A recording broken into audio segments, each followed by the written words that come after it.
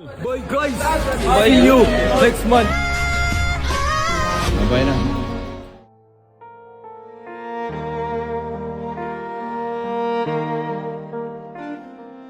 Naghihinagpis ngayon ang pamilya ng basketball player na si Rene Baterbonia matapos ang nakakabiglang balita tungkol sa kanya kagabi, June 8, 2026. Hustisya ang sigaw ng pamilya ni Rene, lalo na ng kanyang ina, dahil tila nga raw hindi makatarungan ang nangyari sa anak, dahil pagkalunod ang ikinamatay ni Rene, gayong basketball ang alam niyang pinaghahandaan nito.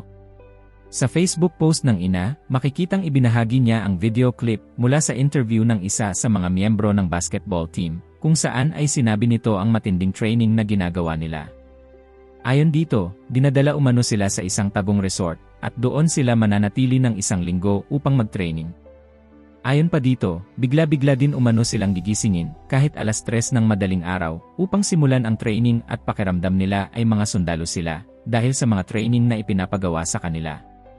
Naibahagi rin nito na may pangyayari na rin noon na may muntik ng malunod sa kanila dahil hindi naman umano lahat ng players ay marunong lumangoy. Ngunit agad din umano itong nasagip ng kanilang coach.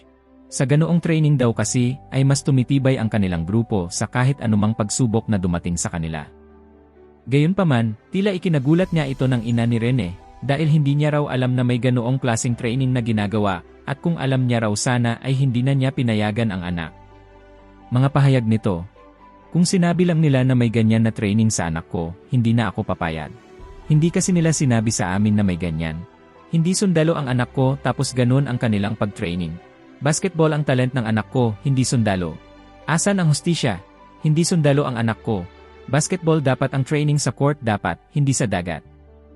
Ikinadismaya rin nito na ilang oras na ang nakalipas nang mabalitaan nila na wala na si Rene at nakapag-post na rin ng mga balita tungkol dito. Ngunit ni isang update ay wala pa silang natatanggap. Ni hindi rin umano nila alam kung nasaan na ngayon ang anak at kung saan nila ito dapat puntahan. Mga pahayag pa nito, hindi ko pa nakita ang katawan ng anak ko hanggang ngayon. Wala pang picture o video na binigay nila sa akin kung totoo na ba talaga na wala na ang anak ko, tapos wala pa akong authorization na mag-post kayo.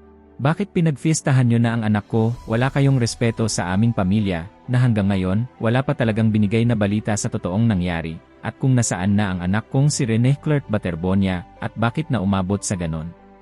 Sa ngayon ay patuloy na naghihinagpis ang pamilya ng basketball player, at maging ang mga taong nakakakilala at nagmamahal dito.